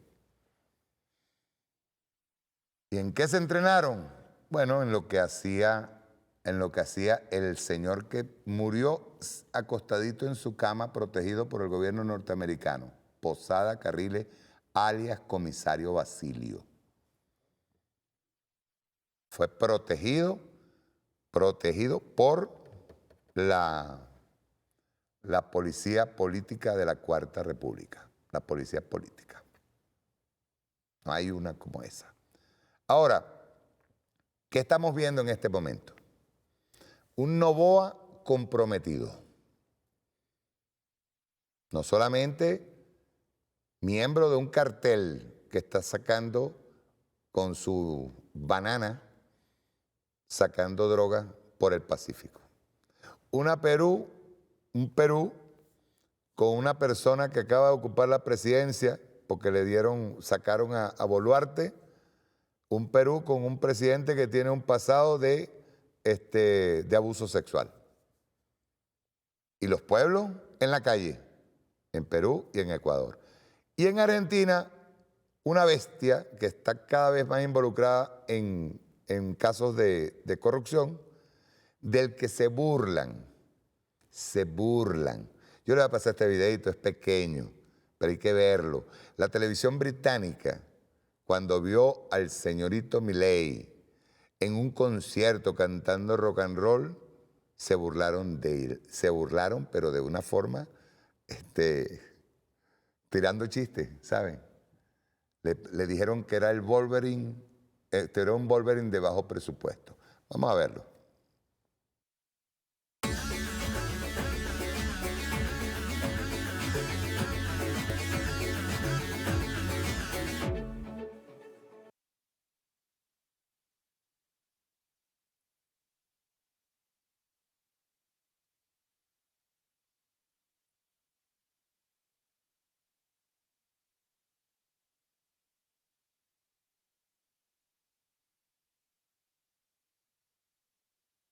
Was China trying to draw a wedge between the U.S. and Argentina by buying soybeans from Argentina and not U.S. farmers? I would say so. And China on the port fees. China they've likes to increased draw port fees on wedges. U.S. ships too. Yeah, sure. I mean, I guess that's natural. It's China, and it's natural, but it's not gonna mean anything in the end. I don't think you should be doing business much with. You can do some trade, but you certainly shouldn't be doing beyond that. Certainly shouldn't be doing anything having to do with the military with China. And if that's what's happening, I'd be very upset about that, yeah. If the president doesn't win, I know the person that he'd be running against, I believe, probably. We probably have the person. The person is extremely far left and a philosophy that got Argentina into this problem in the first place. So we would not be generous with Argentina if that happened. If he loses, we are not going to be generous with Argentina. Argentina's fighting for its life, young lady. You don't know anything about it. They're fighting for their life. Nothing's benefiting Argentina. They're fighting for their life. You understand what that means? They have no money. They have no anything. They're fighting so hard to survive. If I can help them survive in a free world, I happen to like the president of Argentina. ¿Estamos ante el fracaso del proyecto económico libertario en Argentina? Desde que era un polémico comentarista televisivo y a lo largo de su campaña presidencial, Javier Milei levantó las banderas más radicales de la extrema derecha y el liberalismo. Aniquilación del Estado, dolarización de la economía, desregulación de los mercados y freno de la emisión monetaria, entre otras. Sus intervenciones públicas, confrontativas y muchas veces cargadas de violencia dejaron frases que establecían una hoja de ruta aparentemente inamovible y sin lugar para desvíos. Pero a casi 2 años de mandato, Milei parece contradecir sus propios ideales y sus estrategias. Y es que para contener la crisis económica tomó un rumbo casi opuesto al marcado en sus inicios. Emitir dinero es empobrecer al ciudadano, dijo en múltiples oportunidades, e incluso comparó al intervencionismo estatal en la economía con la esclavitud. Pero se estima que durante su gestión, el gobierno y el Banco Central desplegaron políticas cambiarias por montos significativos. En diciembre de 2024, el Tesoro compró casi 1.500 millones de dólares al Banco Central de la República Argentina como parte de una operación destinada a reducir la base monetaria y contener la suba del dólar, que debe mantenerse en una banda que fue acordada con el Fondo Monetario Internacional. Según estimaciones de mercado, durante los primeros 2 meses del año 2025, el Banco Central sacrificó más de 1.100 millones de dólares para contener la brecha cambiaria. Archivado su plan inicial, endeudado con el FMI y salpicado por escándalos de corrupción que amenazan los resultados de las elecciones legislativas del próximo 26 de octubre, Argentina recurrió a Estados Unidos, que hará un swap por 20.000 millones de dólares. ¿Pero qué implica esta ayuda? ¿Cuáles podrían ser las consecuencias para el país? ¿Significa esto que fracasó el proyecto económico libertario?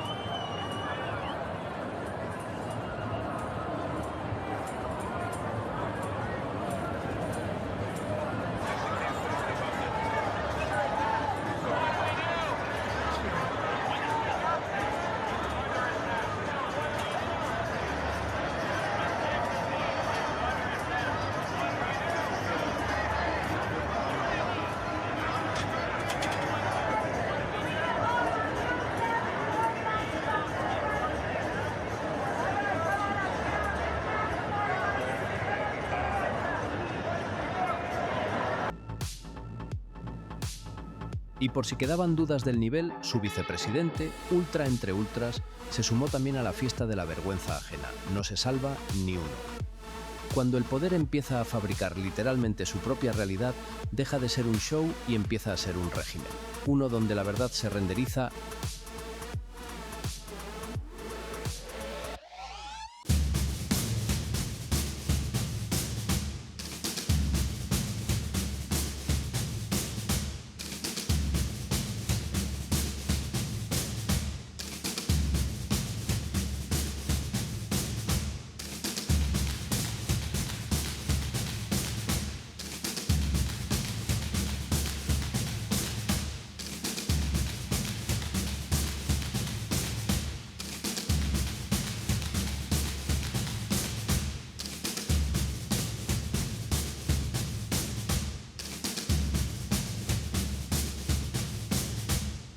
Demonstrations were very small, very ineffective, and the people who were whacked out, when you look at those people, those are not representative of the people of our country.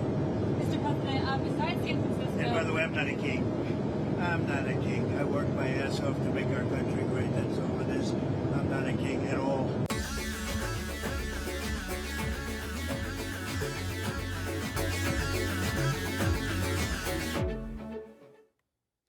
Hay una élite que se está comportando de esta manera. No les importa para nada lo que el pueblo diga. Si el pueblo sale a la calle con su razonamiento, con su reclamo, y una persona que se dice presidente de todos los norteamericanos, porque escúchese bien, si a él lo eligieron para ser presidente de todos los norteamericanos, pero si a las protestas de los norteamericanos le responde de esa manera, no quiero ni imaginarme lo que pueden hacer ellos con ese pueblo. Una élite enceguecida, milmillonaria y solamente pensando en sus intereses. ¿Ustedes de verdad no creen que ese pueblo está a punto de rebelarse y que ese pueblo incluso, este tipo de mensaje que lo que pregona es el odio, que incluso pueda haber la posibilidad de una guerra civil? Estados Unidos tiene ese problema ahora mismo. Y lo peor de todo es que el tipo, al final lo único que dice, diciendo, bueno, yo les recuerdo que yo no soy rey. Un tipo con una megalomanía terrible, hermanos. Terrible, asquerosa, en contra de su propio pueblo. Repetimos, una persona que ejerce el gobierno de un país, lo ejerce no para un sector, no para una élite, es para todo un pueblo. ¿Qué es lo que puede pasar en Estados Unidos? No vamos a especular, pero Estados Unidos es una olla de presión. Ahora, fíjense, yo les decía que las narrativas todas van cambiando. El día domingo en El Filo y en un programa que tuvimos, y les invito a todos a entrar en un canal, que se lo vamos a poner, que es Réplica Comunista, yo dije algo y lo voy a sostener. Las narrativas, y sobre todo cuando hay una mutación del capitalismo, feneciendo con un capitalismo depredador y mutando, corriendo la arruga hacia un capitalismo que por ahora se convierte en una alternativa que le pueda dar respiro y aire a los países en el mundo, alternativa. Pero el capitalismo siempre funciona como capitalismo. El hecho claro es que esa entrega del premio Nobel provocó que ese premio Nobel, que se lo pudieron haber dado a Trump, y bueno, ya el premio Nobel está descalificado de hace rato, pero habérselo dado a María Corina fue un error muy grave, y hay un rechazo generalizado. Hay un informe que hicieron sobre los BRICS para que ustedes vean el cambio de narrativa. Era lo que yo decía. Las narrativas van cambiando. ¿Por qué? Porque cuando tú destruyes un sistema, ¿verdad? Tú lo destruyes ese sistema llega un momento en que está colapsando por exceso de depredación, porque no les importa nada, porque se creen de verdad hegemónicos y poderosos, y resulta que están llegando a su final. El capitalismo generalmente, que no tiene patria, aparta y muta. Yo quiero que ustedes vean este informe sobre los BRICS y cómo hubo una respuesta negativa absolutamente a lo que significa ese premio. Quiero que lo vean con mucho detenimiento. Este es el último video de la noche. Rueda.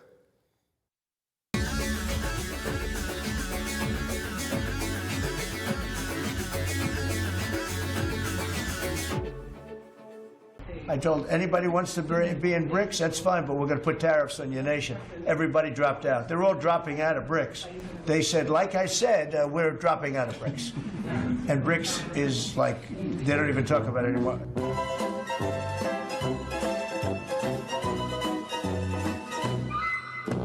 El bloque que desafió al mundo y dejó en ruinas al símbolo de la paz occidental. El mundo despertó con una noticia que, lejos de unir, volvió a dividir al planeta. El Premio Nobel de la Paz 2025 fue otorgado a la venezolana María Corina Machado. Lo que para algunos fue un gesto de reconocimiento a la lucha democrática, para otros se transformó en la confirmación de que el galardón más célebre del mundo occidental ha perdido todo su prestigio. Y el golpe más fuerte no vino de Washington ni de Bruselas, sino desde el bloque que hoy desafía el orden global, los BRICS. Rusia, China, India, Brasil, Sudáfrica y las nuevas potencias que se han unido al eje multipolar reaccionaron con dureza ante lo que consideraron una burla al concepto mismo de paz. Desde Moscú, Vladimir Putin no esperó los comunicados diplomáticos. Fue tajante. El Nobel de la Paz ya no simboliza la paz, simboliza obediencia a Occidente. El comentario se expandió por todas las redes y medios del planeta, y en cuestión de horas el discurso del Kremlin encontró eco en todo el bloque. Los BRICS cerraban filas y declaraban el fin moral del Nobel. El día que cayó el mito. El comité noruego lo había anunciado con solemnidad desde Oslo. Por su lucha pacífica por la democracia y los derechos humanos en Venezuela, el Premio Nobel de la Paz 2025 es otorgado a María Corina Machado. Las cámaras registraron la emoción, las lágrimas, los aplausos, los discursos cuidadosamente medidos. Pero fuera del auditorio, el mundo ya había cambiado. La guerra en Ucrania, los bloqueos en Gaza, el quiebre económico global, el auge del BRICS y la caída del dólar habían configurado un tablero donde las palabras paz y democracia ya no significan lo mismo para todos. Mientras los medios occidentales celebraban el galardón como un triunfo moral, en los países del sur global, la noticia fue recibida con ironía e incluso indignación. ¿Nobel de la Paz?, preguntaban comentaristas de Pekín, Nueva Delhi y Johannesburgo. ¿Para quién trabaja la paz? ¿Para los pueblos o para los intereses? El contraataque de los BRICS. La reacción coordinada del bloque fue inmediata. Primero habló Rusia, acusando al comité de utilizar el Nobel como arma geopolítica. Luego China, que a través de su Cancillería declaró que Occidente se ha apropiado de la moral mundial como si la paz tuviera bandera. India calificó el premio como un acto de propaganda, mientras Brasil habló directamente de una manipulación ideológica disfrazada de reconocimiento humanitario. En pocas horas el mensaje era claro. El BRICS consideraba muerto al Nobel. En su lugar, se propuso crear un nuevo reconocimiento internacional, el Premio BRICS a la Paz Real, que distinguiría a líderes, científicos y organizaciones que promuevan la cooperación multipolar y el diálogo entre civilizaciones. El anuncio, filtrado por medios rusos y chinos, cayó como una bomba en Europa. Por primera vez en más de un siglo, el monopolio moral del Nobel tenía un rival con poder económico, militar y mediático. Trump y Putin, una coincidencia inesperada. El desconcierto creció cuando desde Washington Donald Trump visiblemente molesto por no haber recibido el galardón, lanzó su propio ataque. Yo detuve 8 guerras. Nadie ha hecho eso en la historia. Pero claro, a mí no me premian. El Nobel ya no vale nada. Sus palabras, pronunciadas desde la Casa Blanca, resonaron con un tono amargo. Sin embargo, su frustración coincidía con el diagnóstico de Putin y del bloque BRICS.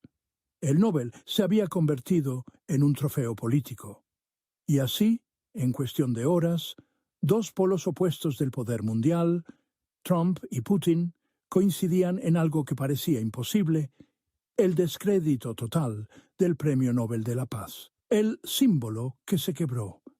María Corina Machado, sorprendida, celebró el reconocimiento entre lágrimas. Esto es por todos los que no se rindieron, por los que siguen luchando sin odio, dijo. Pero mientras ella hablaba desde Caracas, los titulares del mundo emergente ya la señalaban como el nuevo rostro de la manipulación occidental. Los noticieros en Moscú, Pekín y Nueva Delhi mostraban imágenes del anuncio de Oslo con una pregunta en pantalla: ¿paz o política? Para millones de personas, el Nobel ya no es un símbolo de paz, sino de alineamiento político. Y en esa grieta, entre lo que unos llaman libertad y otros dominación, el bloque BRICS encontró su victoria. El orgullo BRICS. Las redes sociales de los 5 países miembros estallaron con un mismo mensaje: Orgullo BRICS. Editoriales en China celebraban la caída del último mito moral de Occidente. En Brasil, analistas afirmaban que la historia del Nobel termina donde comienza el nuevo orden multipolar. En Rusia, medios estatales calificaban el premio como una reliquia de la Guerra Fría, disfrazada de virtud. La narrativa se expandió con fuerza. En cuestión de horas, millones de personas en África, Asia y América Latina comenzaron a compartir el mismo sentimiento: que el mundo ya no necesita que Europa decida quién merece la paz. El fin de una era. El Premio Nobel de la Paz, alguna vez considerado el galardón más noble de todos, atraviesa hoy su crisis más profunda. El bloque BRICS no solo lo ha deslegitimado, ha creado una alternativa ideológica que desafía su razón de ser. Por primera vez, los países del sur global pueden decidir sus propios símbolos de mérito, sin esperar el veredicto de Oslo. En palabras de un diplomático chino, durante un siglo el mundo creyó que la paz se medía con los criterios de Europa. Hoy esa era terminó. Un mundo dividido, una paz rota. Mientras María Corina Machado celebra su victoria personal, el mundo asiste al entierro del viejo orden moral internacional. El Nobel ya no une, divide. Ya no inspira, provoca. Y los BRICS, desde su nuevo poder económico y político, han hecho lo impensable: destruir un símbolo sin disparar una sola bala. Así, entre comunicados, discursos y reacciones cruzadas, se cerró uno de los capítulos más simbólicos del año: el día en que el BRICS destruyó el Premio Nobel de la Paz. El día en que el mundo entendió que la palabra paz ya no pertenece a Occidente.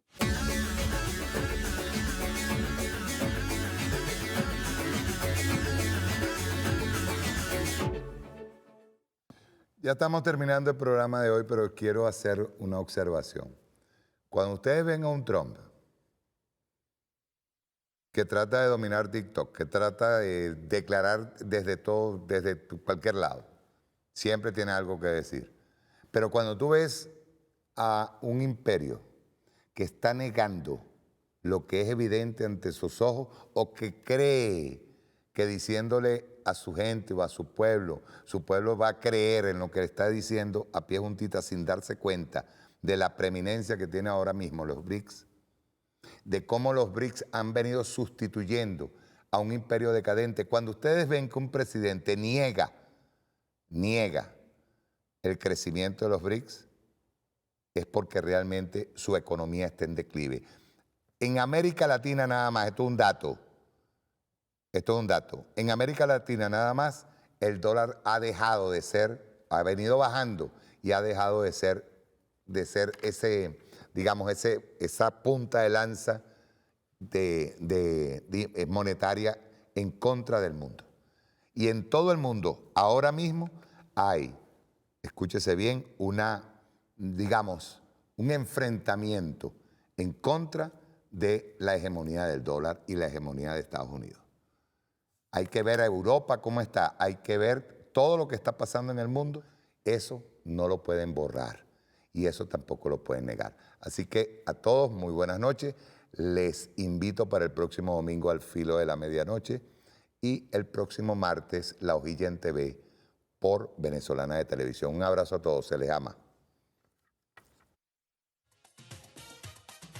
Tiene 72 horas a partir de este momento el embajador yanqui en Caracas para salir de Venezuela.